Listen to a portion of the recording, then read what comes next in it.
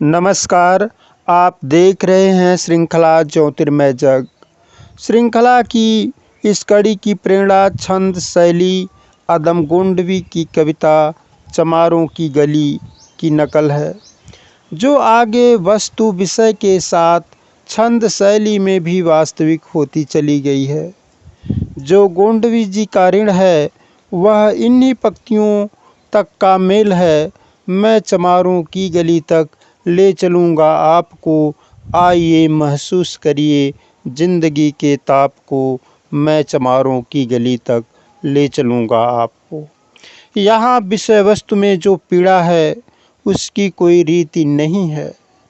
नारीवाद पीड़ा की एक अखंड रीति है। इस रीति की प्राप्ति भारतीय समाज में अधिक है, यही दुख का विषय है।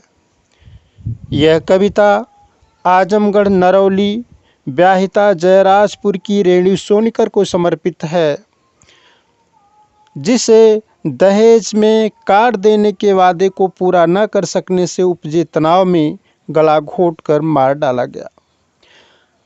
ऐसी सभी बेटियों के लिए यह कविता समर्पित है। तो आइए सुनते हैं कविता पाठ।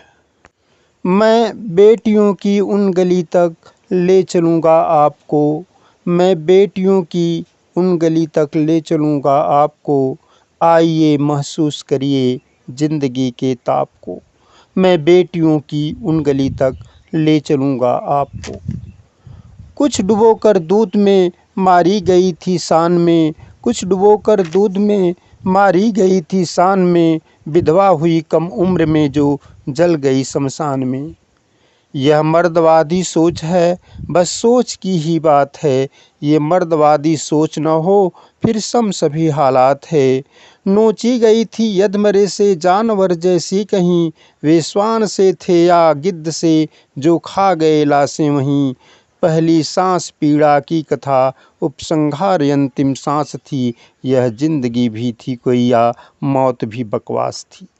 बीच जीवन में मरी प्रेतिनी बनी या कि जिंदा लाश थी, या यह जिंदगी तक आ गई मौत की तलाश थी। जल्लादियों के देश उस ससुराल की भी बात क्या, पुरुषवादी सोच हो तो प्रिय मिलन की रात क्या। जल्लादियों के देश उस ससुराल की भी बात क्या, पुरुषवादी सोच हो तो प्रिय मिलन की रात क्या।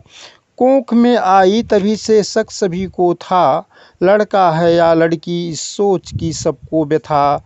हो न हो कहीं वो न आई हो, जो दुनिया को लाती है वो खुद ही न आई हो। कौन था उसका यहाँ बाप माँ भाई, कौन था उसका यहाँ बाप था माँ थी भाई था। कोई नहीं पुरुषवाद में पूरा कुनबा कसाई था। मेरे जिस्म को झकझोर करके पूछती तू कौन है, इस गली के साक्षी सब मौन है। इस गली के साक्षी सब मौन है। आग कुएं नदियाँ फांसी के फंदे, गला घोंटने की रस्सियाँ छुरे जहर। पूछ तू इनसे इन मनुष्यों से, इनसे सृष्टि में कौन अपनी मादा पर बरपाया है इतना कहर। उन गलियों में सुनाई पड़ती है घरों के भीतर की वह आवाज़, जो देहरी के बाहर निकलने नहीं पाई थी, होठों के भीतर घुट कर रह गई थी। उन गलियों में सुनाई पड़ती है घरों के भीतर की वह आवाज़, जो देहरी से बाहर निकलने नहीं पाई थी, होठों के भीतर घुट कर रह गई थी।